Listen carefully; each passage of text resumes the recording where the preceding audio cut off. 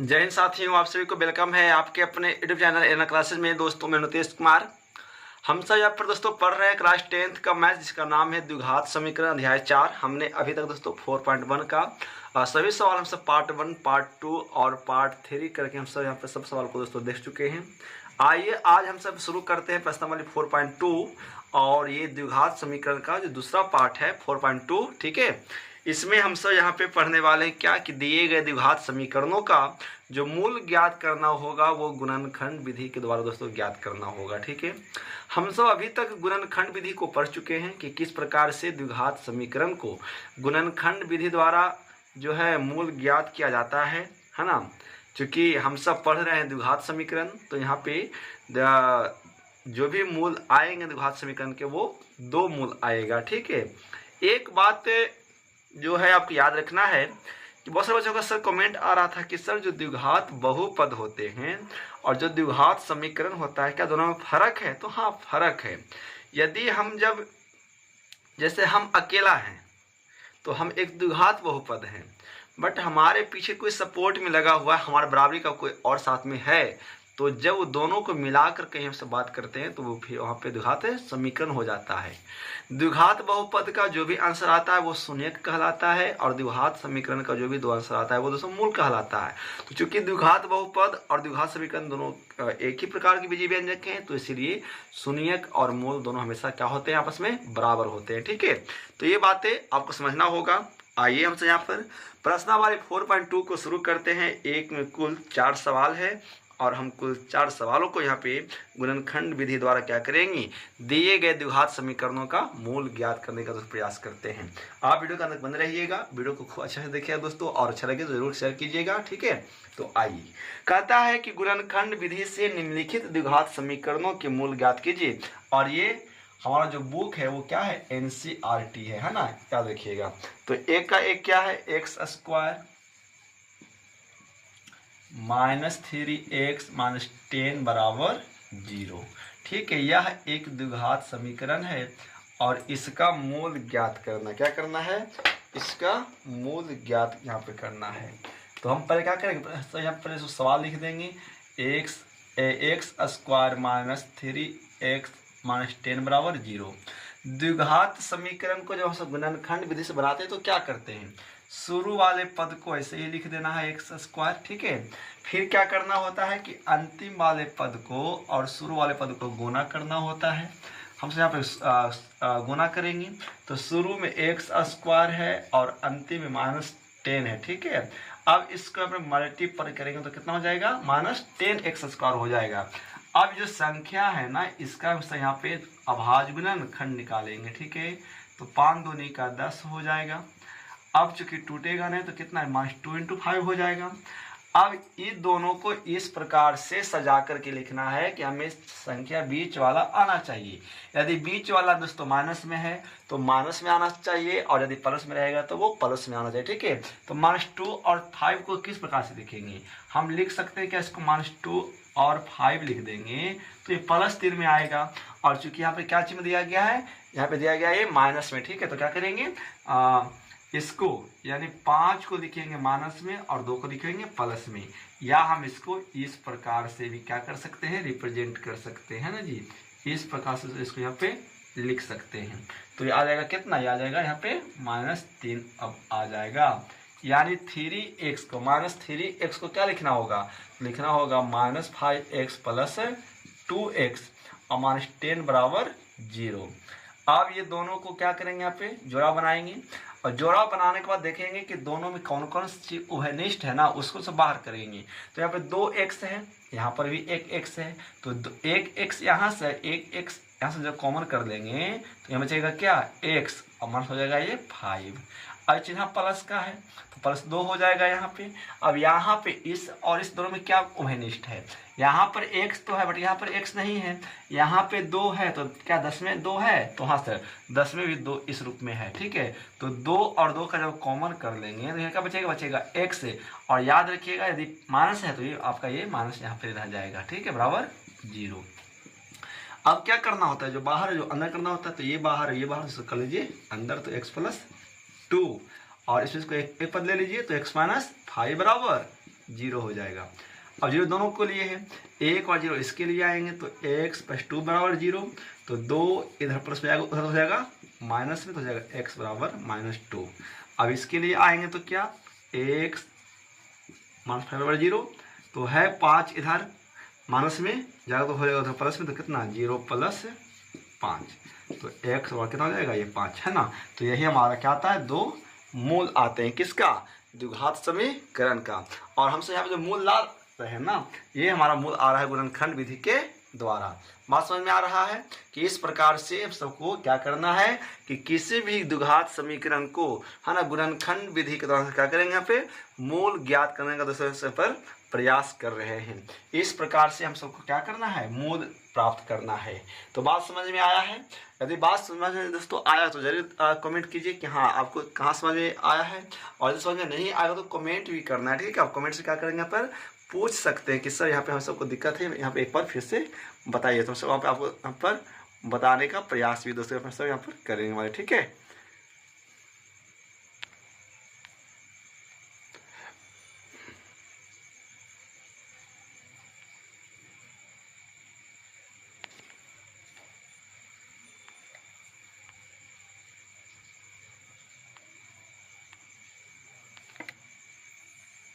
चलिए तो इसका एक स्क्रीनशॉट लीजिए, हम सब आगे को बढ़ते हैं।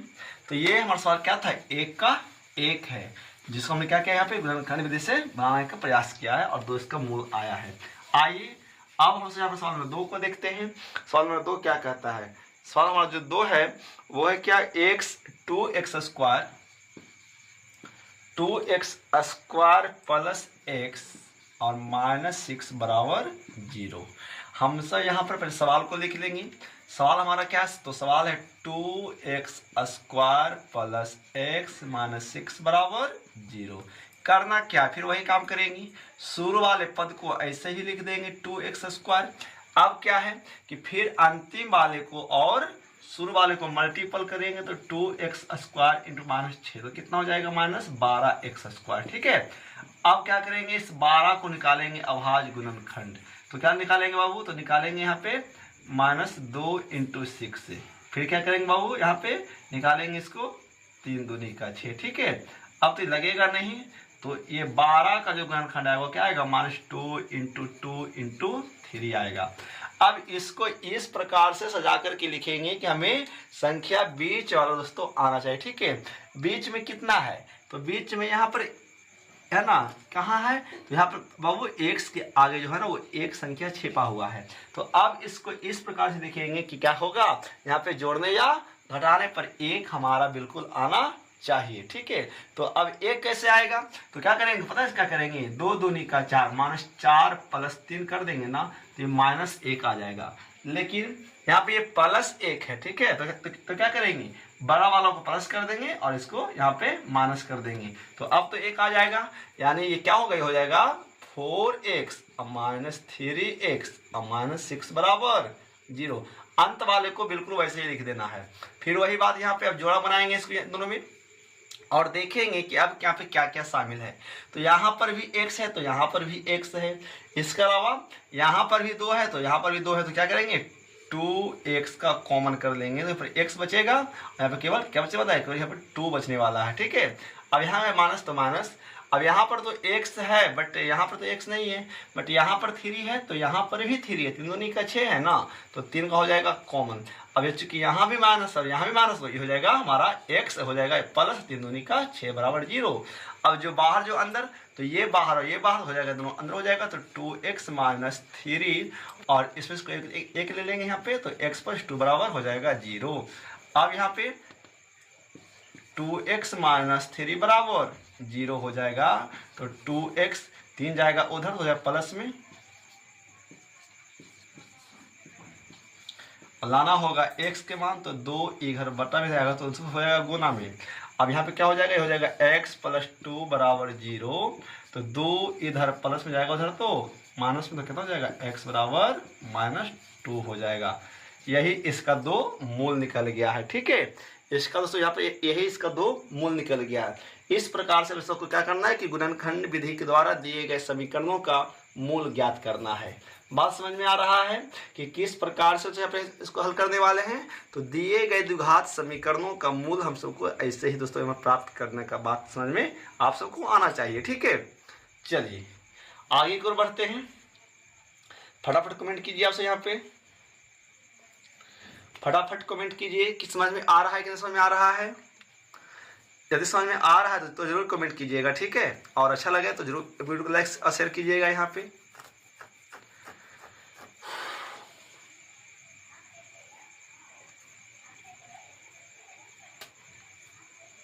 चलिए तो इसको रफ करते हैं और हम सब आगे को बढ़ते हैं यहाँ पे।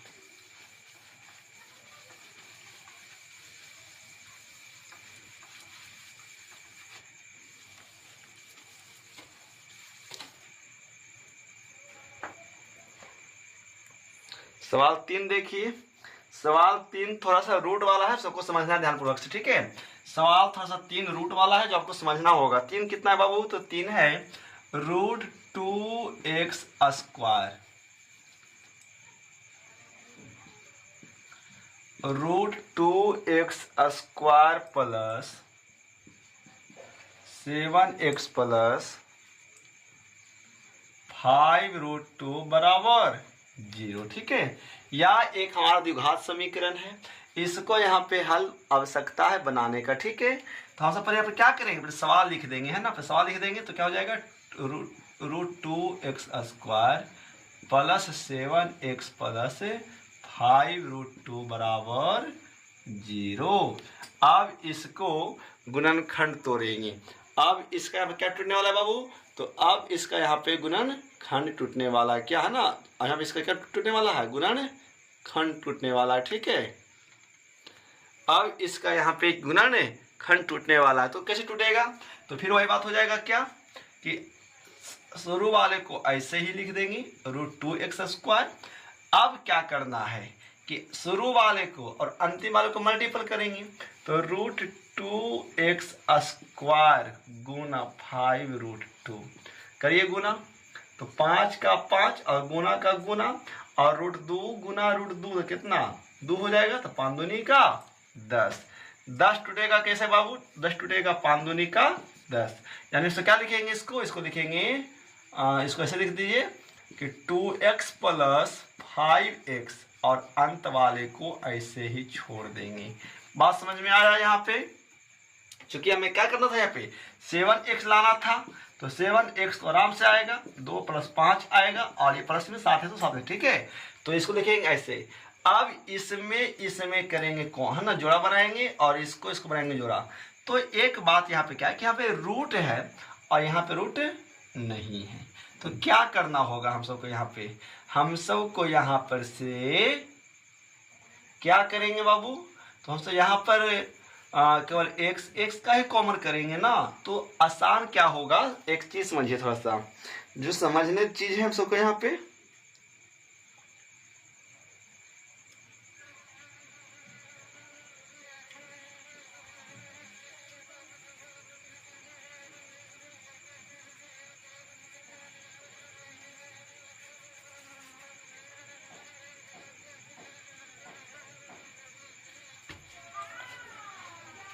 क्या करेंगे पता है, ये √2 को इस प्रकार से लिख दीजिए √2x², और ये 2 को लिखिए √2 के रूप में लिखिए इस प्रकार से। ठीक है, और प्लस है तो प्लस, और इस दोनों को एक समान अभी कॉमन ऑप्शन नहीं किए हैं ना, तो यहाँ पे इसको इसे लिखने का प्रयास किया ताकि समझ में आए। अब सवाल आएगा कि सर ये 2 को अब √2 × √2 क्यों लिखे? ठीक है, पूछे सवाल आएगा। तो देखिए वो बता दे, एक बात समझिए क्या है कि हम सब जैसे 3 है ना, तो हम सब 3 को रूट के रूप में मल्टीपल के रूप में लिख सकते हैं इस प्रकार से। क्यों सर? देखिए √3 गुना √3 तो 3 × 9, और √9 का वर्गमूल कितना आएगा, फिर 3 ही आ जाएगा ना। तो सर इसको ऐसे लिख सकते हैं। अब कॉमन करने में सुविधा होगा, √2 यहाँ पर भी, √2 यहाँ पर भी, x यहाँ पर भी और x यहाँ पर भी, तो √2x का कॉमन, तो यहाँ बचेगा एगो x बचेगा, यहाँ पे करेगो √2 बचेगा। यहाँ पर आइए, यहाँ पर 5, यहाँ पर 5 का कॉमन, यहाँ पर जाएगा x प्लस √2 बराबर 0। जो बाहर तो जो अंदर, तो ये बाहर और ये बाहर हो जाएगा रूट, और यहाँ पर कोई एगो दे लीजिए बराबर 0। फिर इसके लिए आएंगे तो रूट 2x प्लस 5 बराबर 0 जाएगा तो उधर हो जाएगा, इधर हो जाएगा, है ना, -5 और x बराबर -5 बटा रूट 2। इधर आइएगा तो क्या होगा, x प्लस रूट 2 बराबर 0 हो जाएगा। ये इधर प्लस में जाएगा, उधर हो जाएगा माइनस में, तो कितना, ठीक है। इस प्रकार से इसका यहाँ पे मूल आने वाला है। तो रूट वाला थोड़ा सा आपको समझना होगा, है ना, किस प्रकार से उसको लाना होगा। तो यहाँ पे इसको इस प्रकार से थोड़ा सा इसको काम यहाँ पे सबको करना है, ठीक है। इस प्रकार से यहाँ पर काम थोड़ा सा करने की आवश्यकता है। रूट वाले को ध्यान से देखिएगा आप लोग, और अच्छा से प्रयास दोस्तों करेंगे करने के लिए, ठीक ना। इसको ऐसे यहाँ पर बनाना है और अच्छे से सबको यहाँ पे समझने का प्रयास करेंगे। बात समझ में आ रहा है कि किस प्रकार से गुणनखंड को तोड़ना है। आपको मेन पता है गुणनखंड का क्या अर्थ है। गुणनखंड का जो मेन दोस्तों अर्थ है वो क्या है कि 3 जो पद है ना उसको 4 पद करना है, ठीक है ना। 4 पद करना है और फिर उसका से आंसर हम सबको लाना है, ठीक है। बात समझ में आया कि किस प्रकार से यहाँ पर काम करना है, कि 3 गो को 4 गो कैसे बनाना है ना, ये हम सबको यहाँ पर थोड़ा सा समझने का प्रयास करेंगे, ठीक है।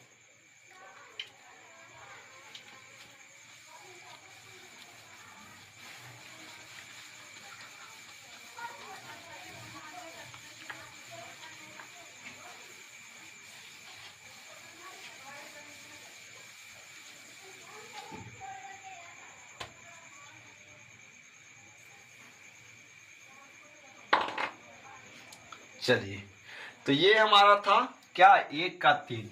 अब आइए 1 का 4 देखते हैं और 1 का 4 को करते हैं। 1 का जो 4 है, 1 का जो 4 है बाबू, ये इसमें हल्का सा समझने की चीज़ है, ठीक है। इसमें भी हम सबको थोड़ा सा ध्यान देने की चीज़ होगा। हम यहाँ पर इसको भी समझेंगे, प्रयास करेंगे समझने के लिए, ठीक है। तो 1 का 4 कितना है, 1 का 4 है कि 2x स्क्वायर -x प्लस 1/8 बराबर 0। अब ये भी एक द्विघात समीकरण है, ठीक है ना। ये भी एक द्विघात समीकरण तो है, बट ये बटा में है, तो क्या करना होगा, सबसे पहले हम सबको ये बटा समाप्त करना होगा, ये बटा को खत्म करना होगा और इसके बाद हम सबको बनाना होगा। तो बटा को खत्म करने के लिए क्या करेंगे, फ्रैक्शन लेंगे, है ना, भिन्न का जोड़ या घटाव बनाएंगे यहाँ पे। तो हम सब यहाँ पे क्या करेंगे, सर पहले सवाल को लिख देंगे, सवाल को यहाँ पे लिख देंगे, ठीक ना। सवाल जो लिख देंगे हमसे यहाँ पे, तो सवाल को क्या लिखेंगे बाबू, सवाल को लिखेंगे कि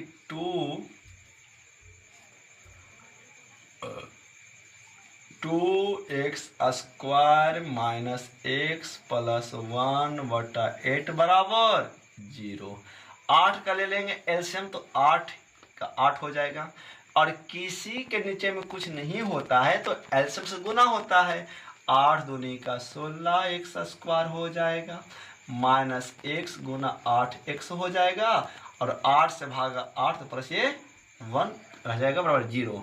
अब 8 इधर बटा में है, जाएगा तो हो जाएगा गुना में, तो कितना 16x स्क्वायर -8x प्लस 1 बराबर 0 गुना 8, तो क्या हो जाएगा बाबू, हो जाएगा 16x स्क्वायर -8x प्लस 1 बराबर 0। ये निकल करके आज हमारा क्या, द्विघात समीकरण। अब इसको हम सबको यहाँ पे हल करना है, ठीक है ना। अब हम सबको इसको यहाँ पे हल करना है और इसको बनाने का प्रयास करेंगे यहाँ पे, ठीक है। तो अब क्या करोगे, वही काम करना है, तो 16x स्क्वायर लिख दीजिए। अब अंतिम वाले को शुरू वाले को गुना करिए, तो गुना करेंगे तो क्या होगा बाबू, तो होगा 16x स्क्वायर गुना 1, रह जाएगा 16x स्क्वायर।